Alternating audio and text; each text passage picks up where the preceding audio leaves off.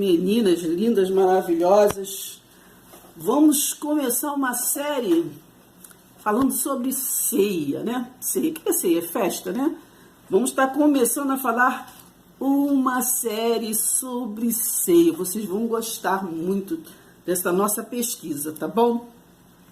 Gente, vamos compartilhar nossos vídeos, vamos comentar os nossos vídeos, vamos curtir, ó, da mãozinha, só apertar, não custa nada, é só apertar essa mãozinha e vamos comentar, vamos ver, vamos estar interagindo, vamos se inscrever, tá bom? Eu conto com vocês para se inscrever, para comentar, compartilhar, curtir, interagir, tá bom? Ó, tô esperando ainda, não vi o teu nome lá, entendeu? Na lista assim dos inscritos, não vi o teu nomezinho lá, tá bom? Mas eu vou ver na próxima vez que eu abrir lá.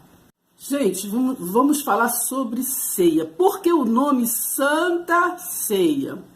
É claro que santa quer dizer porque na ceia é festa, né? É banquete. Então, quer dizer porque tinha um santo nesse banquete, né? Então, por isso que houve uma Santa Ceia, que é um banquete que tinha um santo. Vocês já imaginam, né?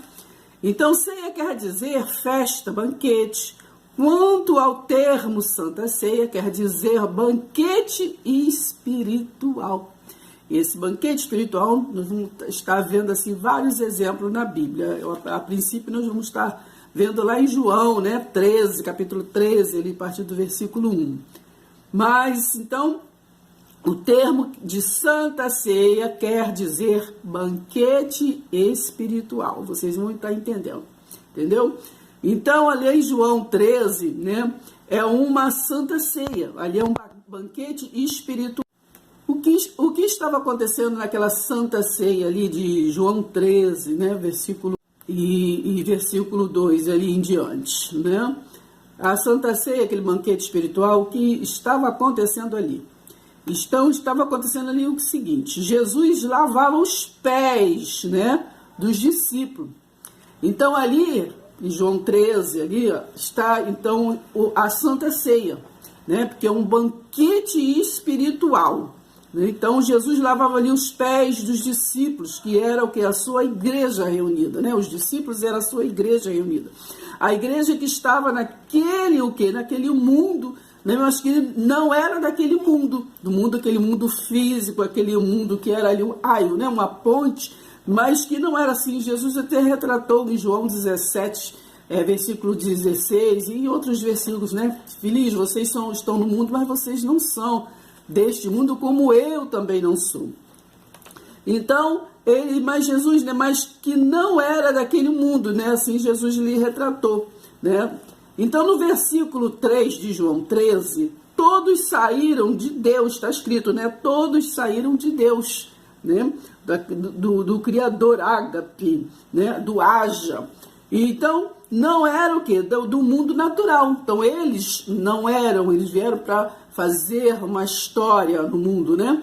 Então, eles eram aqueles que eram os enviados a esta história. Está o quê? Como está escrito lá em Hebreus 1, versículo 14. Então, todos eram ministradores para quê? Para a salvação, né, de um povo, para a salvação da nação, para a salvação deste mundo, né, daqueles que está em João 1,12, de todos aqueles que crerem, né, então se tornar também filhos, agregados, mas filhos, porque os verdadeiros filhos eram eles. Então lá em Hebreus 1, ali no versículo 5 ou 6, ali vocês vão ler que todos, né, eram ministradores, todos eram anjos ministradores, mas né, foi escolhido, foi gerado como filho. Então, ali ele estava ali falando com os seus discípulos, a sua igreja unida, né? Aqueles que estavam Deus do lado do princípio, né? Lá no princípio, como está em João 1, né? No princípio era o verbo, né?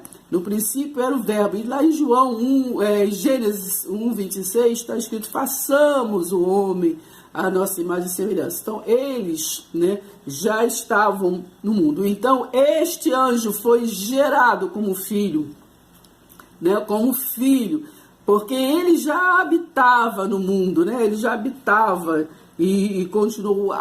No versículo 5 de João 13, né? É um banquete espiritual, verdadeira Santa Ceia. O servo não é maior que o seu senhor, e o seu senhor não usurpou de ser semelhante a Deus, né? Quem é o servo fiel, né? Hoje as pessoas querem ser superior, né? Então, aquele que mantém, o fiel é aquele que mantém o quê? Essa festa, essa comunhão, né? Dentro de si mesmo, alimentado, né? Alimentado, porque ali Jesus ele reuniu a sua igreja para alimentar. Santa Ceia foi isso, um banquete, uma festa, né? Então ele para alimentar da verdadeira espiritualidade, né? Da verdadeira comunhão. Então, comunhão, né, do verdadeiro, do partir do pão. Então, ali, por isso eles eram conhecidos pelo partir. Ele era conhecido pelo partir do pão. E ele estava ali ensinando, né, esta comunhão à sua igreja, né. Então, a superioridade não está em diplomas, né, não tá em sabedoria humana, não está em soberba, poderes políticos, né, poderes comerciais e outros tipos de poderes. Então, nós temos que assimilar que a superioridade está em ser mestre pelas atitudes de um servo, né? Com as atitudes de servo, e não o quê? Né? E não de patrão. Atitudes de servo, de advogado, né? Nós temos que ser como o rabi, né? Então, não como o juiz, não julgar, né? Então, viver para estar julgando quem é isso, quem pode isso, quem não pode aquilo, você é isso, você é aquilo, eu sou mais, você é menos, eu sou assim, você é assado. Não. Então, o verdadeiro mestre, ele é como Jesus, né? Ele é servo. Então, ali no capítulo 13 de João, então ali ele ensina ali o verdadeiro Santa Ceia. É o banquete espiritual, ele ali lava assim, os pés da sua igreja, dos discípulos. Então Jesus ali mostra que a superioridade não está em ser líder, dono, não, mas está na atitude de ser mestre, de levar a paz, levar a comunhão, levar a unidade, né? A unidade, porque outras atitudes levam o quê? A desunião, a divisão, mas a atitude de Jesus é para quê? Foi para unir, para unificar numa só visão, que é a graça de Deus. No versículo 1 de João 13 diz assim, o título diz, Jesus lava os pés aos discípulos. Então aqui está a verdadeira Santa Ceia. Então Jesus, antes da festa da Páscoa, sabendo Jesus que já era chegada a sua hora, né? Então, ele, de passar deste mundo para o Pai, como havia amado os seus que estavam no mundo, né? Amou até o fim, né? Amou, os seus estavam no mundo, mas não era daquele mundo, né? Disse.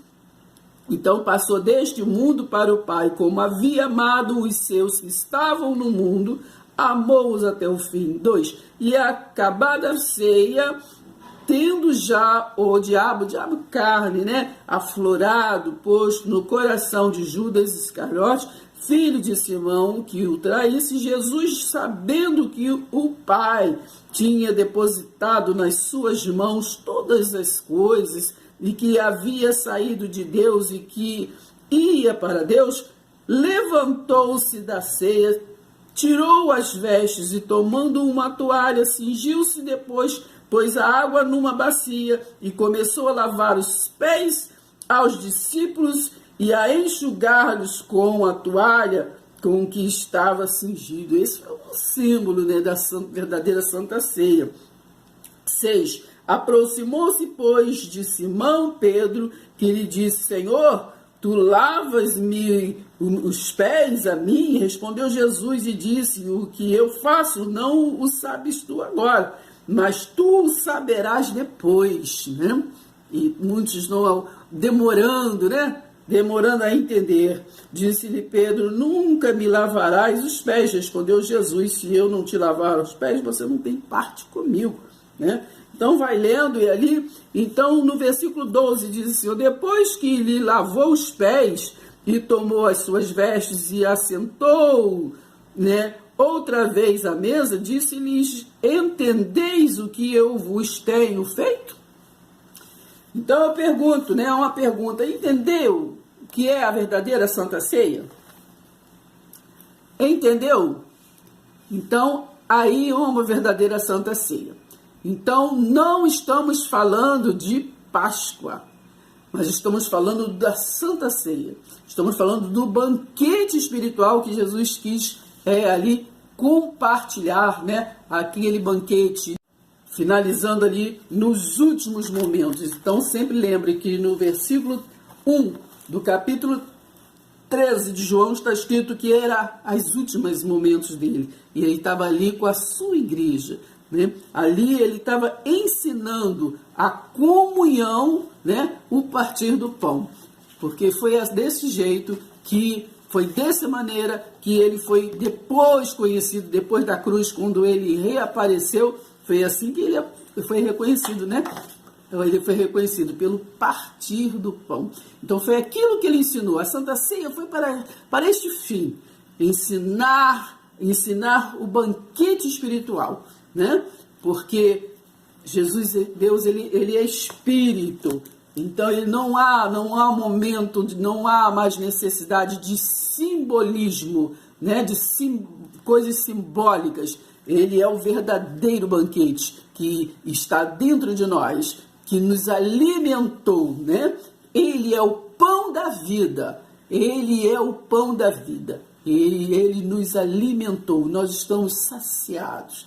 Nós estamos renascidos. Nós estamos revigorados, né? Então é esta passagem que hoje nós estamos começando e vamos continuar, que tem vários exemplos que vem falar deste assunto que nós vamos estar falando de agora em diante. Se inscreva, deixe seu like.